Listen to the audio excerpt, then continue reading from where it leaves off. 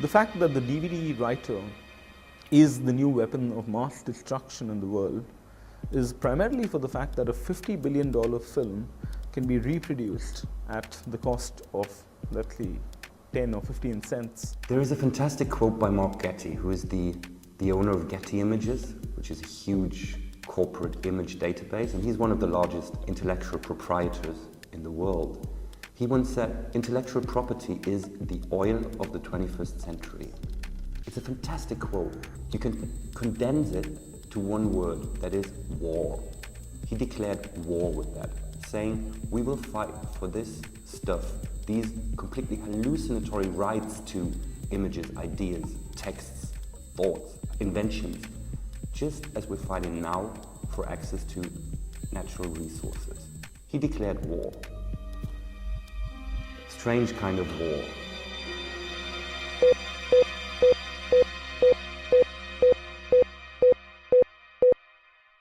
Is it a good thing or a bad thing that it's becoming harder, maybe impossible, to encapsulate information in discrete units and sell them? The simplistic answer, the answer that you get from Hollywood and the recording industry, is it's a disaster.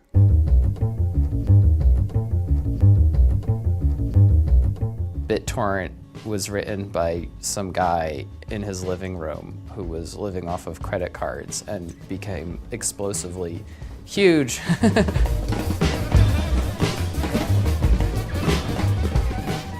We started Pirate Bay in 2003.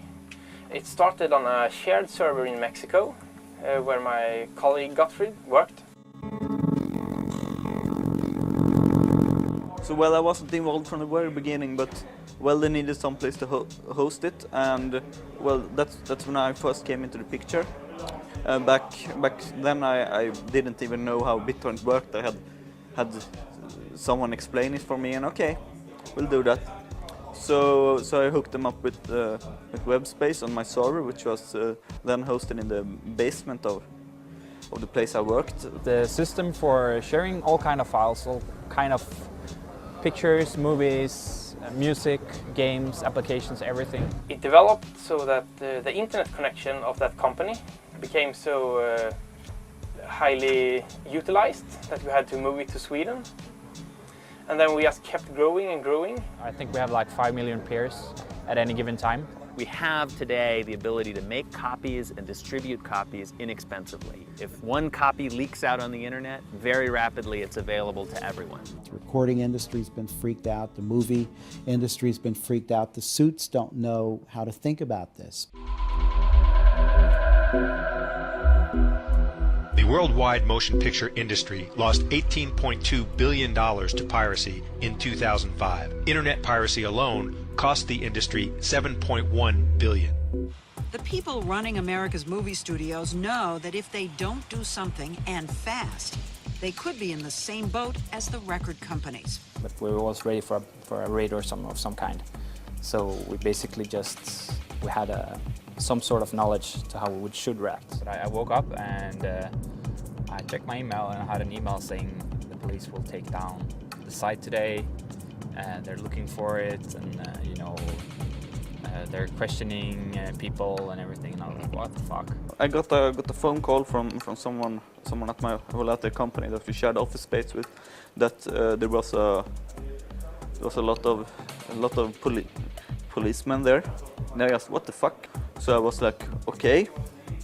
So I went there with a cab, and the police actually stopped the cab with lights flashing and all. They wanted to know who I was, and I kept asking, who are you? And they, who are you? Because they didn't identify themselves as police officers. And after a bit of who are you-ing, they finally, yeah, we're police officers, we're here on investigations. Åklagaren driver den här frågan som att det är frågan om förberedelse och medhjälp till upphovsrättsbrott. Hur ställer du dig i den frågan? Att han har helt fel. Är vi skyldiga så är Google skyldiga. Okej, så man ska jämföra Google med Pirate Bay? Absolut. Vad är skillnaden då? Ja, på Pirate Bay så kan man ladda upp torrentfiler. Men å andra sidan på Google så kan man ju lägga till sajter med upphovsskyddat material som ska indexeras. Jag tror fortfarande att vi har gjort något olagligt. Vi har haft juridiska nissar som har kollat på det här, och de tycker inte att torrentfiler är olagliga. Men samtidigt sitter ni på en annan av era sidor på Pirate Bay och hånar Microsoft. För att de tror att amerikanska lagar gäller i Sverige. Men det de egentligen i grund och botten påtalar är ju att det finns upphovsrättsskyddat material på sajten. Ja. Och det är ingen överraskning för er. Nej. Så ni är inte omedvetna om att det finns upphovsrättsskyddat material. Ni bara väljer att vara passiva och ta bort. Det finns länkar till upphovsrättsskyddat material. Precis. Det finns länkar till upphovsrättsskyddat material. Ja. Det är ni medvetna om? Absolut. Actually, I just checked if the site was still rolling, if it was just a joke or something.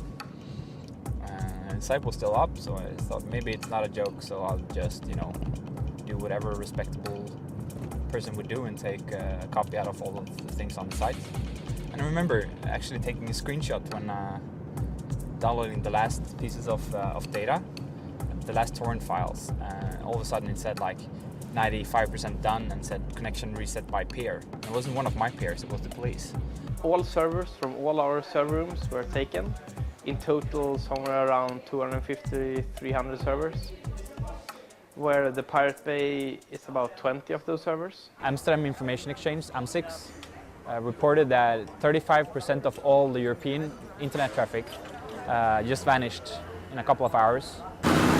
Jackie and I are on a mission to stop piracy. If this were a movie, we can take on the bad guys ourselves.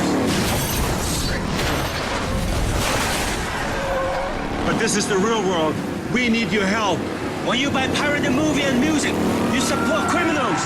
Now these criminals are counterfeiting other things, like electronics and medicine. Take action. Demand the real thing. Help us stop piracy. Let's terminate it. They put a lot of money into making those movies, making that music, so they want to get something back. But the way they're trying to stop the copying now, it's definitely not working. What's really at stake for the movie industry with all this piracy? Well, I think, ultimately our absolute future. Peter Chernin runs 20th Century Fox, one of the biggest studios in Hollywood. Somebody can put a perfect digital copy up on the internet, perfect digital copy, right? And with the click of a mouse, send out 1 million copies all over the world in an instant. And it's all free. If that takes hold, kiss Hollywood goodbye. It's one of the great ironies that our enemy in this is our consumer, and one of the rules that anybody in marketing knows is not make an enemy of your customer. We have no choice, because frankly, when the music is being consumed for free, they're no longer customers that we can look after. Ever since Napster, the music industry has been trying to kill file sharing, right? Napster was this huge global party of, everybody suddenly had access to the largest music library in the world. And what did they do? Well, they went after Napster and they shut it down. If you buy bootleg videos or download illegal copies from the internet, how are the people who bring you the movies supposed to pay for my glasses, get health insurance, and pay off my student loans? Because the movies we love are the work of hundreds of people. Not just the actors you see on screen, or directors, but cameramen, Script supervisors, fire safety officers, costumers, and countless others. Yeah! With your support, we'll all keep on working. If you're talking about the distribution of cultural material, of music and cinema, well, there is a long history of whatever the incumbent industry happens to be, resisting whatever new technology provides. The sound engineer is ready, the musicians are set, and I see a record made. The first MP3 player by Diamond Rio, sort of the initial company long before the iPod. They were met with a lawsuit. The sheet music people resisted the recordings. Cable television in the 70s was viewed really as a pirate medium. All the television networks felt that taking their content and putting it on cables that ran to people's houses was piracy, pure and simple. The video recorder was very strongly resisted by Hollywood. There were lawsuits immediately brought by the movie studios who felt, in fact, who said publicly that the VCR was to the American movie industry what the Boston Strangler was to a woman alone. The engineer mixes the sound to achieve the best musical balance in the record.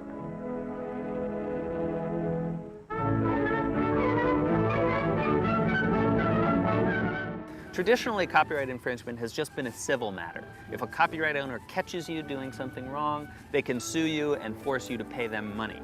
Criminal infringement liability, the ability to prosecute you and throw you in jail, has been reserved for circumstances of commercial piracy.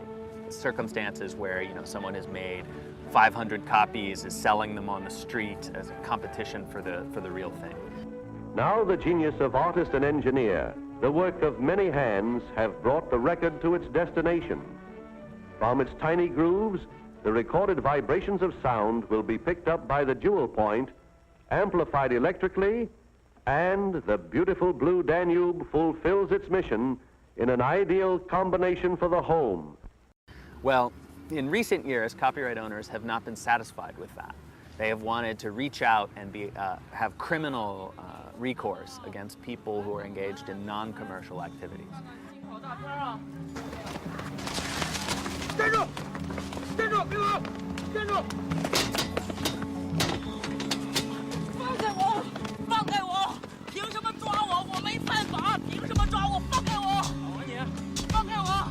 We recognize and we know that we will never stop piracy, never. We just have to try to make it as difficult and as tedious as possible, and we have to let people know there are consequences if they're caught. It's really as though they decided to intimidate the village, they would just chop off the heads of a few villagers, mount those heads on pikes as a warning to everyone else. Rapport kan ikväll avslöja att razzian är ett resultat av ett politiskt spel på högsta politiska nivå mellan regeringarna i Rosenbad och Vita huset. Så här har det gått till. De mäktiga filmintressena i Hollywood har skickat sin intresseorganisation MPAA till Vita huset i Washington. Amerikanska utrikesdepartementet har sedan tagit kontakt med UD i Sverige och krävt att problemet med Pirate Bay måste lösas. Före påsk, för 1,5 månad sedan, åkte en delegation med företrädare för Rikspolisstyrelsen, Rikskriminalpolisen och Justitiedepartementet över till USA för att höra vad USA krävde. Amerikanska myndigheter lät då den svenska delegationen förstå hur problemet med Pirate Bay borde lösas. När delegationen var hemma igen hamnade frågan på högsta politiska nivå hos justitieminister Thomas Bodström, som signalerade att något måste göras. There was mentioned a threat of WTO sanctions against Sweden, and in the first hand maybe about US putting Sweden on this thing called the priority watch list. Efter statssekreterare Dan Eliasson uppgifterna om att Sverige utsatts för hot om handelssanktioner. Jag vet att det har förekommit diskussioner om att om internationella regelverket när det gäller handel och upphovsrätt inte följs utav Sverige och andra länder, då finns det en sanktionsmekanism. Tycker du att det ingår i dina arbetsuppgifter att rapportera till en lobbyist från Hollywood? Jag rapporterar inte till någon då. So it really got to a high level. The Minister of Justice were accused of committing crimes in the raid. Because it's illegal for a minister in Sweden to tell the police exactly what they should do. Här bekräftas också att USA pressat på. Brevet skickades av John Malcolm på Hollywoods mäktiga lobbyorganisation MPA. Han påminner om deras möte i höstas. Vi diskuterade ingående organisationen Pirate Bay, verksam i Sverige. Som ni säkert vet har den amerikanska ambassaden enträget bett Sveriges regering att agera mot Pirate Bay. Jag vill återigen uppmana er att utöva ett inflytande för att få de rättsvårdande myndigheterna i Sverige att vidta nödvändiga åtgärder mot Pirate Bay. They think that the US jurisdiction stretches around the world. That it's illegal according to US law, but it's not illegal according to Swedish law. And the users really appreciated that we talk back to them, tell them that you don't decide over the internet. We, the users, do.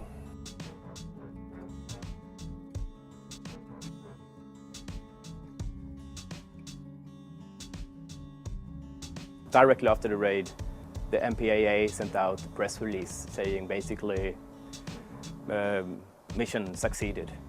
And that also shows very clear, I think, that the mission was not convicting people, it was sabotaging. Nobody thought we were actually going back online, and that was like the biggest question. Are you actually coming back online? and it was very clear that we are coming back online if you stop calling me. The obvious goal of the police was to get the Pirate Bay offline and get the internet supplier PRQ offline, but they failed miserably. After 3 days, the servers were back up and most of the backups restored. So the site worked perfectly. And about a week after that, everything was back up 100%. Spectacular success for us. The effect of the raid was basically that we got a lot of free PR, and the BitTorrent community got a lot of free PR. The days after the raid, we had doubled our visitor numbers. And also it awakened the debate about file sharing in Sweden. A lot of different youth groups to the parties were active in our demonstration to show the support for the file sharing in Sweden. I think we had 4 different parties attending the demonstration, and also 3 of them were speaking on behalf of their party at the demonstration, along with representatives of the Piracy Bureau and the Pirate Bay, and also the newly formed Pirate Party. They doubled their members in 2 days. I have gotten a lot of support from the rest of the ISP community and a lot of new customers calling us up and saying, hey, we heard about the raid, we want to help you, we want to move our co-location to your place. Because they know that we stand for freedom of speech and we would like to defend it. Opinionsundersökningar visar att en majoritet av dem tycker att den här lagen mot fildelning är dum. De betraktar det som en allemansrätt, ungefär som vi äldre ser på lingonplockning och svampplockning på annans mark. It was quite an eye-opener for them that there's such a large base of popular support for file sharing and the general copyright issues. Now the site is virtually impossible to take down because we have implemented the redundancy everywhere. So if something goes down now, like for instance a new raid or something, we're going to be back up in a couple of hours instead of a couple of days.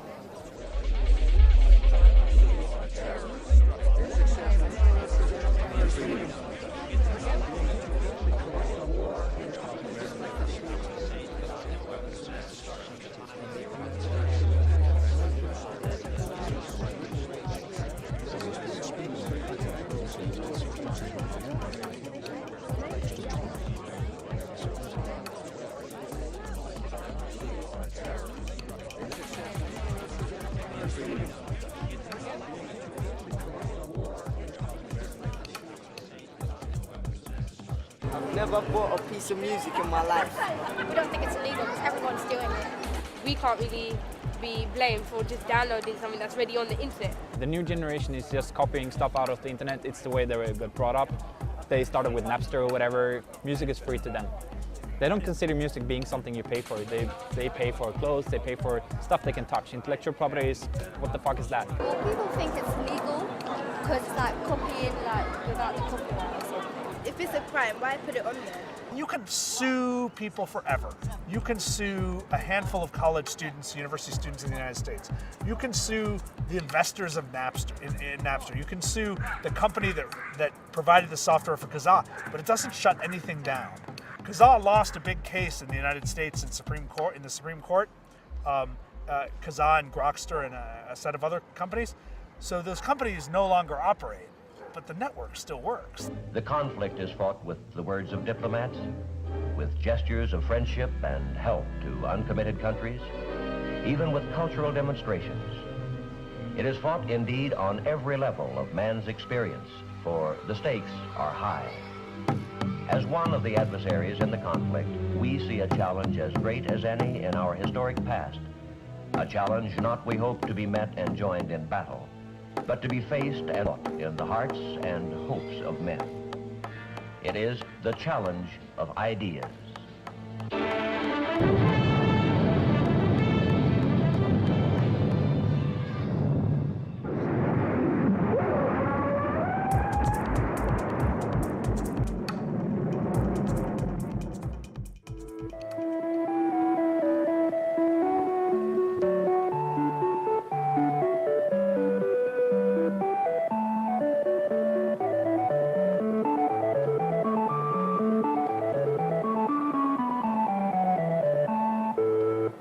The ARPA network provides a new research opportunity for experimenting with issues in computer-to-computer communication. We wanted to build a digital communication system which would stand in its own right as a better, more economical, a higher performance, and faster and more reliable digital communication system.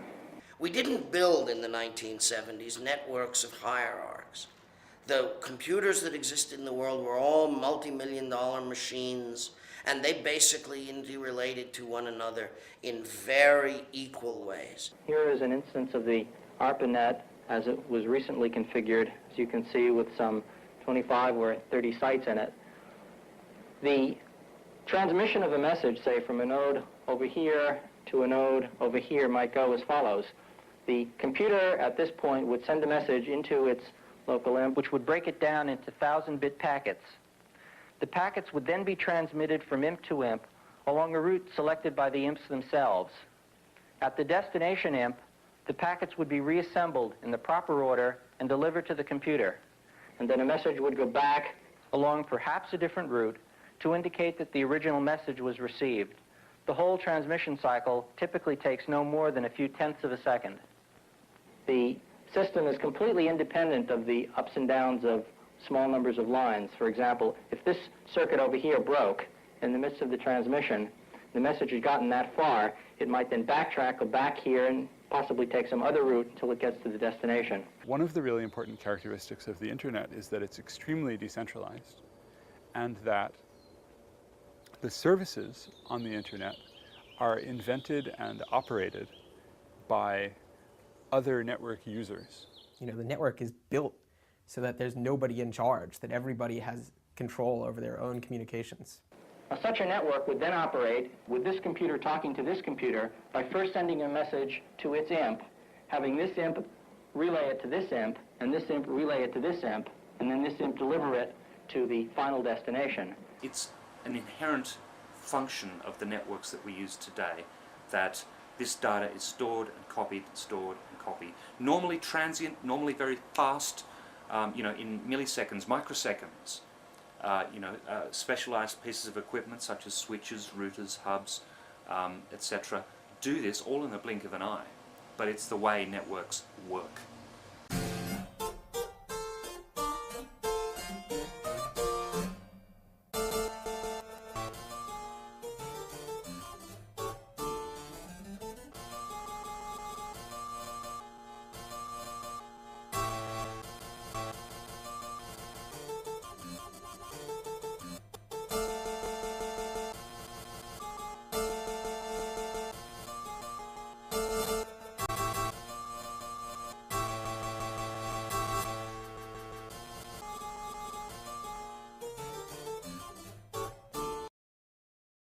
It's been hard to share information for years. The printing press, of course, was the great step into sharing information, but the printing press didn't essentially handle the problem of distributing it. It handled the problem of copying it. And we have been needing for a long time some better way to distribute information than to carry it about. The print on paper form is embarrassing because in order to distribute it, you've got to move the paper around, and lots of paper gets to be bulky and heavy and expensive to move about. And this is obviously going to make a tremendous difference in how we plan, organize, and execute almost everything of any intellectual consequence. So this entire area is bristling with information transfer of one type or another.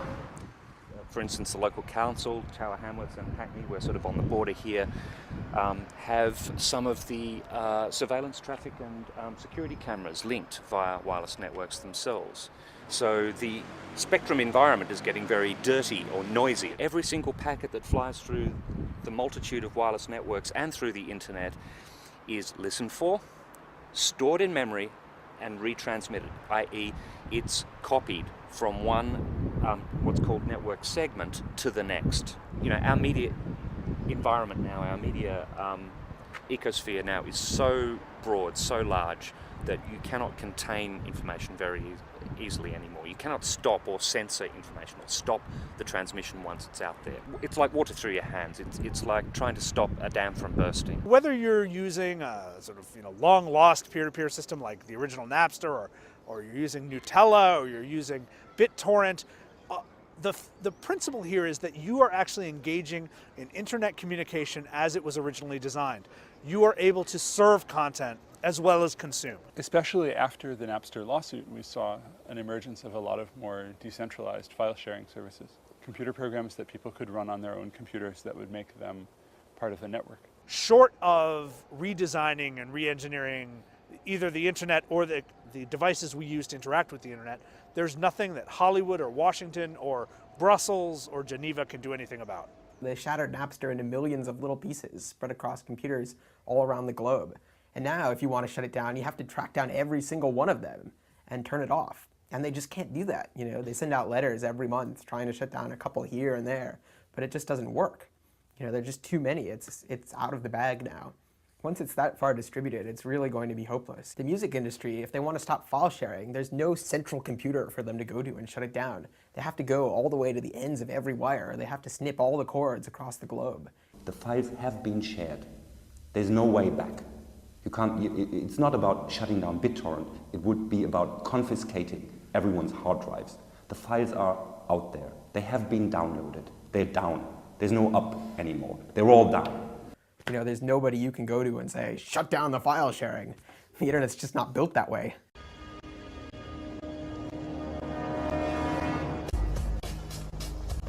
The Matrix is a system, Neo. That system is our enemy. But when you're inside, you look around, what do you see? Businessmen, teachers, lawyers, carpenters, the very minds of the people we are trying to save. But until we do, these people are still a part of that system, and that makes them our enemy. You have to understand, most of these people are not ready to be unplugged. And many of them are so inert, so hopelessly dependent on the system, that they will fight to protect it. Were you listening to me, Neo? Or were you looking at the woman in the red dress? I was. Look again. Freeze it. If you are not one of us, you are one of them. What are they? They are guarding all the doors, they are holding all the keys, but they will never be as strong or as fast as you can be.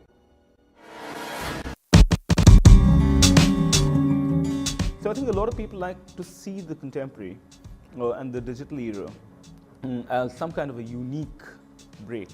And I think the important point to make here is not to see it as a unique break, but really to see it as a moment which accelerates things that have already happened in the past.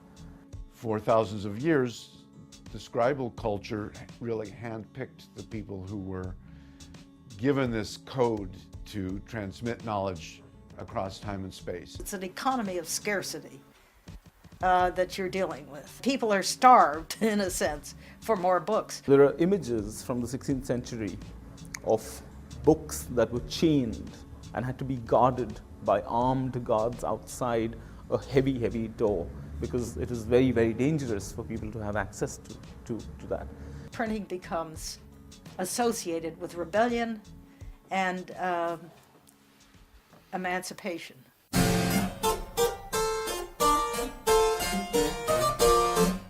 All of the emerging nation states of Europe made it very clear that they would control information flows to the best of their ability. The printers were the ones who were hunted down if they printed the forbidden text. So more than we think of persecuting the authors, but it was really the printers who suffered most.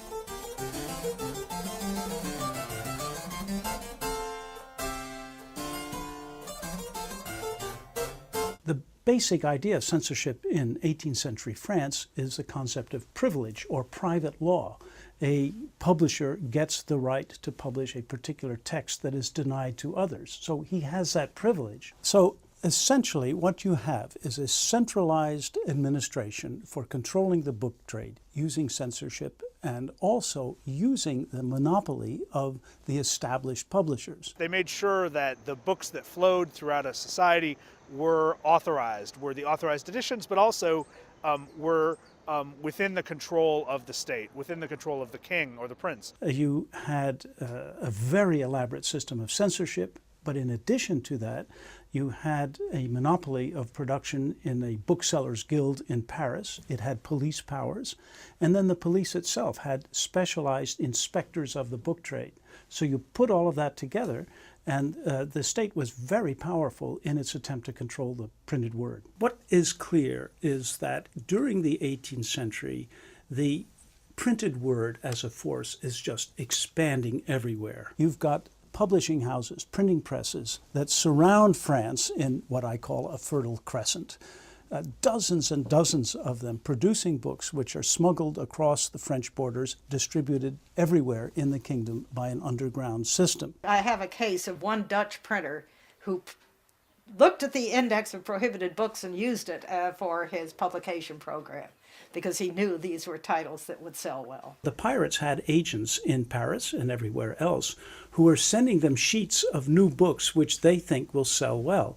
The pirates are systematically doing, I use the word, it's an anachronism, market research. They do it, I've seen it in hundreds and literally thousands of letters. They are sounding the market. They want to know what demand is. And so the reaction on the part of the publishers at the center is, of course, extremely hostile. And I've read a lot of their letters. They're full of expressions like buccaneer and private and people without shame or morality, etc. In actual fact, many of these pirates were good bourgeois in Lausanne or Geneva or Amsterdam, and they thought that they were just doing business. After all, there was no international copyright law, and they were satisfying demand. There were printers that were almost holes in the wall or down in the... If they were printing subversive material, they could sort of hide their presses very quickly. People used to put them on rafts and float down to another town if they were in trouble with the authorities. It was very movable. In fact, you've got two systems at war with one another, and it's the system of production outside France that is crucial for the Enlightenment. Not only did this new media system spread the Enlightenment, but I won't use the word prepared the way for the revolution. It so indicted the old regime that this power, public opinion, became crucial in the collapse of the government in 1787, 1788.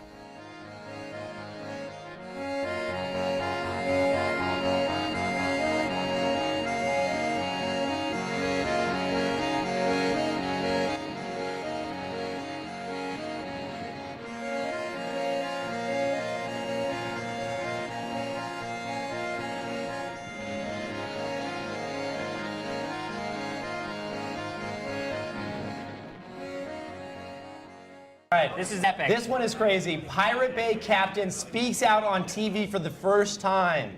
Yes. 2,232 people got the story submitted by Costanel. Yeah. Pirate Bay, Pirate Bay, Pirate Bay, Pirate Bay. Although I will say, after watching this thing, they are totally screwed. Hey, Glenn, do you have the video for the Pirate Bay or no? Gottfried Svartholm's brainchild is the scourge of the film and music industries. He says he's part of a battle against greedy corporate America. He rarely does TV interviews, but now Gottfried and his 3 alleged accomplices are facing charges and could go to prison for conspiring to break copyright law. This guy's sitting there and he's just like, well, yeah, we don't consider it illegal because you're not actually kind of participating. It's more of a hosting thing. And we're just like, he's fucked. Screwed. So, tell us, what is your lawyer telling you about the trial and stuff?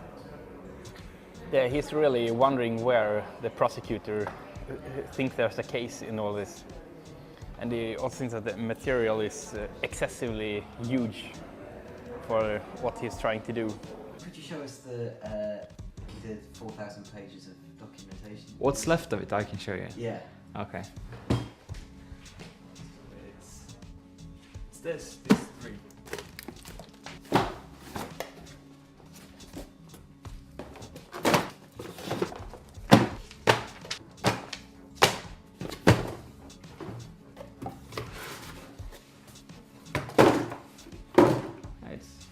It's a read. They paid some private detectives, the MPAA did, and wanted them to find the Pirate Bay people and the servers. Then they followed Gottfried and Frederick around for some weeks, which must be amongst the most boring things you could do. Can we see the report for that someplace? Yeah.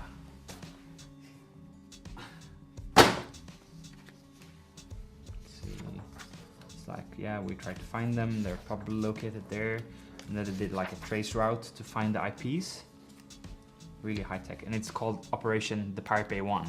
But basically they say that we have willingly and knowingly and actually encouraged people to break the copyright law. And these are all the plaintiffs, these are people... Yeah, this is all of the, there's 31 different works or files. Could you go through some of the people who are behind this? It's the MPAA, it's IFP, and it's Anti-Piracy Agency of Sweden. Okay, so these are just the names of the people who own the works. Yeah, and it says like the movie Pink Panther, Prison Break Season 1, Syriana, whatever that is. It's a movie by Warner Brothers. George Clooney's film. Ah, I've never seen it, never heard of it, so. But I apparently helped with, willingly and knowingly, you know, I've spread this file, helped spreading this file, and I've never even heard about the movie. Walk the Line, I actually have that on DVD somewhere. You know, 20-month investigation, and then he comes up with charges that are like not even copyright infringement, it's accessory to copyright infringement and preparation for copyright infringement. It's like, dude, fucking run. Seriously. Yeah, run. Like, don't do TV interviews. Like, No. get the fuck Yes. out is what you need to be doing. Yes. Well, there's only one lawyer that actually thinks that we could get prison. And like no other lawyer in the whole world thinks that we could get prison time for this. And that's the MPAA lawyer that says we're going to prison. And since she says that, she proves that either she's a really bad lawyer or that she's lying. What's her name? Monique Wadstedt. She's also the lawyer for the Scientology Church. Funnily enough. If they can't like make the charges stick on the biggest torrent site in the world, then no other torrent site would ever have anything to fear in Sweden. So I think we would make it a safe haven for torrent sites. Like everybody would move here to avoid prosecution. Yeah, and would you be assisted with that? Definitely. You can contact me at tiamo@tfr.org for sales. In what is it, 15 days, 2 weeks, the Hollywood companies need to come with their claims how much losses we have made them. But I mailed the MPAA and the RIA and asked them about, yeah, if you're losing this much money because of us, so how about you just buy us for, let's say, 1/10 of what you say you lose? Then you will go plus 90% that year in the losses. So, and they never actually replied. We're surrounded by images. Every day, everywhere. There's nothing you can do about it. But the problem with these images is that they're not yours. People's lives are determined by images that they have no rights to whatsoever. And let's say it's a very unfortunate situation. There's this work of mine that people have described as a series of unattainable women. In fact, it's a series of unattainable images.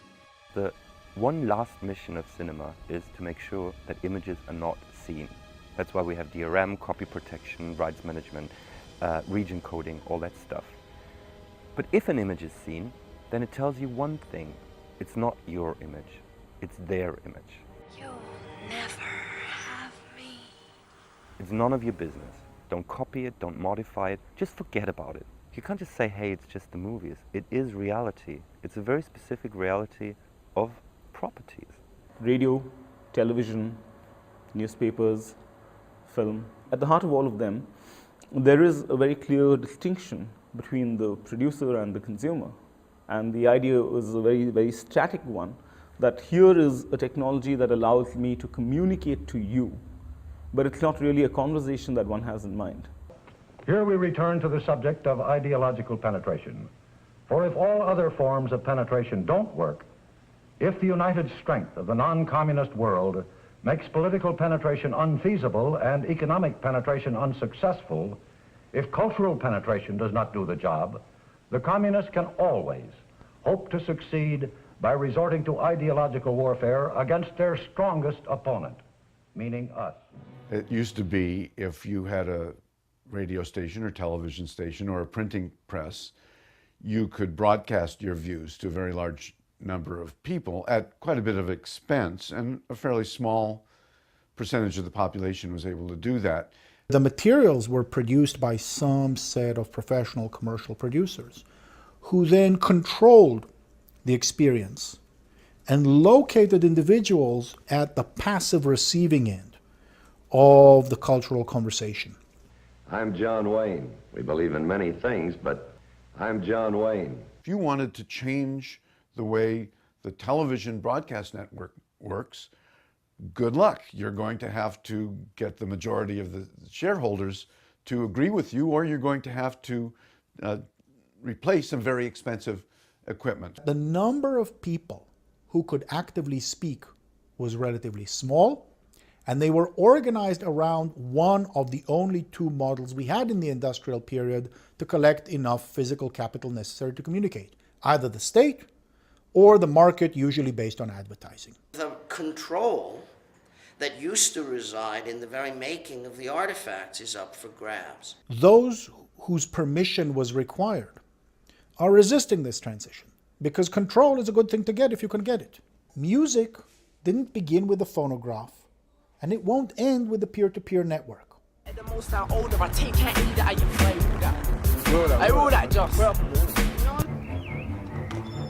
Chipmunk, circular, fuck it, ice kid, UD, SQP. We up K, we up suits all day long, it's nothing. We up just, we up Nats, everyone. Alright, listen. And I couldn't give a shit if you're older. This younger's way colder. Give it 10 years, then I'ma be known as a veteran older. I swear down for staying colder. The panic of the movie industry and the music industry is that people could actually start to produce, and that file-sharing networks, file-sharing technology enables them to produce. You're an idiot. You'll never get this chip on your shoulder. This kid's colder than you were when you were this age. A whole Europe will test with this page. Please don't play. Why you done said that playtime's over? Playtime's over. Playtime's over. 6 years, 6 I'm in a playground soldier.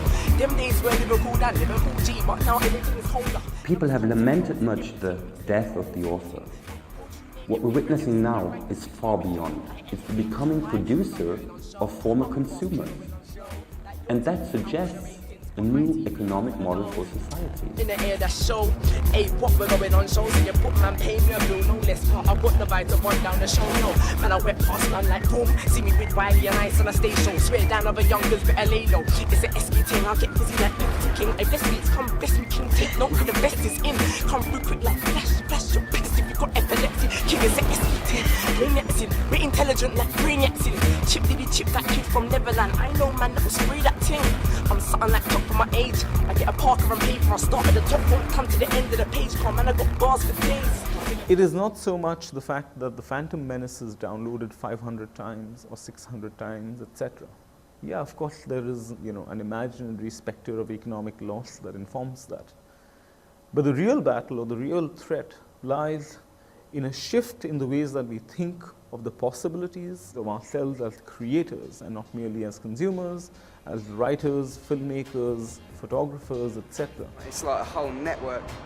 This is a song that I've given out over MySpace, and I've let people download it, and they can download it, do what they want. I've made a blog about it saying, oh look, DJs, you can play this where you want. But there's this guy in Brooklyn, and he's just done a remix of it, just like, it's totally different to what I thought, but he's just this guy from Brooklyn, and I really respect that in him, that he came back to me and he said, look, and it's going on his mix album. One of the things that intrigues me tremendously about the proliferation of material that's out there in the world for people to grab is the potential creation of millions of new authors. Thanks to the internet, thanks to digital technologies, the gatekeepers have really been removed. People can take more of their cultural environment, make it their own, use it as found materials to put together their own expressions, do their own research, create their own communications, create their own communities when they need collaboration with others. Rather than relying on a limited set of existing institutions or on a set of materials that they're not allowed to use without going and and asking, please, may I use this? Please, may I create? In terms of samples, not many people go out of their way to clear samples. Then right about now, like, I've got the things on the fruity slicer, like it's on different keys, so it's just different parts of the sample. Like it's just some Turkish tune I don't even know who's by. Like it's just some random sample.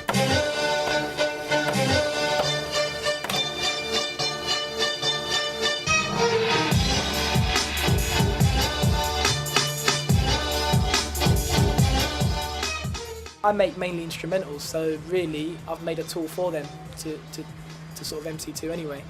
I think that's good. It's good that people are ruthless enough to use another person's tune and record themselves like spitting bars over it. Sometimes you get the big artists freestyle on your stuff and just sort of put it out there on their CDs and you don't even know about it. Kids, if they sample my music to make the proper music, that would be another good thing as well. I would like that as well. I want them to do that. Like, if I made an old tune, take a bit from it, drop something over it, and make it music, make it big. If you can do that, do that. When you put primary materials in the hands of ordinary citizens, really, really interesting things can happen. I ain't no musician. Like I just know how to like make things sound good. I want to make people realize their own value. I want them to realize that they are the masters of their own content, that they create something, they can share it. If someone else created something, they can contribute, they can help, they can get it and use it the way it's supposed to be. So it's a terrorism of the mind that actually sustains concepts like intellectual property.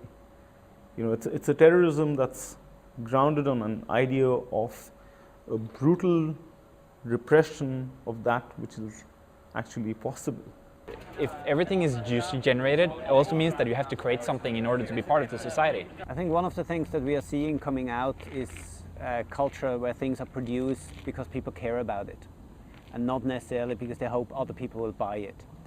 So what we will see is things made by the people for themselves. I don't think I know a person who just listens to it and doesn't try and get involved in some way by producing something. You know, all of these things that are taking the copyright industry totally by surprise, and they're scrambling with and not able to deal with, you know, for the next generation. It's just part of the media landscape. They're natives. They're natives in that media landscape, absolutely. And they're not alone. I think of myself as a pirate. You're a pirate. Yeah, pirate. I'm a pirate. I'm a pirate. I'm proud because I get my music free, so it's alright. I'm proud. We're not seeing an eagerness on the part of law enforcement to start throwing teenagers in jail. I think even they have begun to appreciate that this isn't the long-term solution and that they will end up looking ridiculous. They will end up undermining their credibility if they are perceived as the unpaid police force of Hollywood.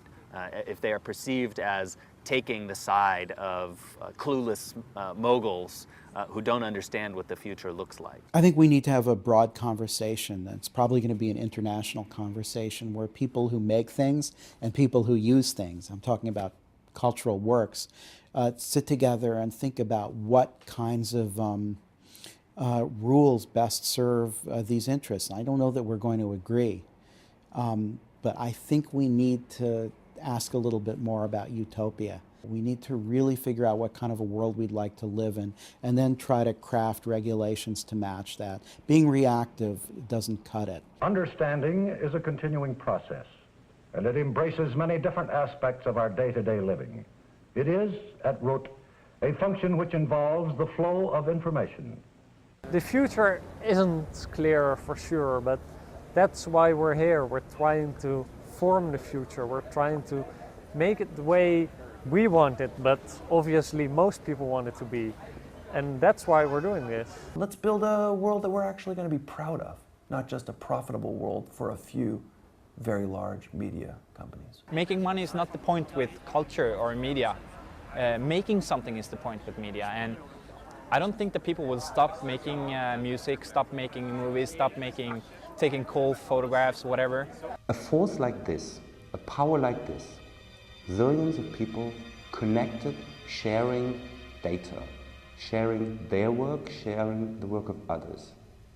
This situation is unprecedented in human history, and it is a force that will not be stopped.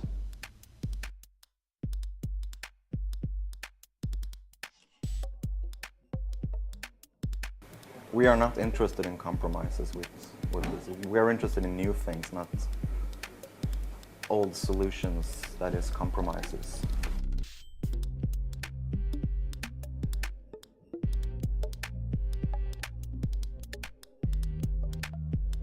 For quite long now been involved in freedom of speech issue, and this is a direct extension of that.